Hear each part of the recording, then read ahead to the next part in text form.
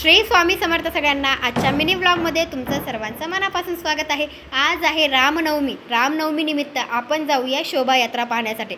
आमच्या घराच्या जवळच शोभायात्रा भरलेली होती। खूप भाविक भक्त ती शोभायात्रा पाहण्यासाठी आलेले होते। खूप मोठा डीजे, त्याचबरोबर आपल्या प्रभू रामचंद्र यांची मूर्ती आणि दोन्ही साईडला हनुमानसुद्धा होते। नंतर आम्ही आलो स्वामी केंद्रामध्ये। त्या ठिकाणी आल्यानंतर आराध्यानं स्वामींना मुजरा केला।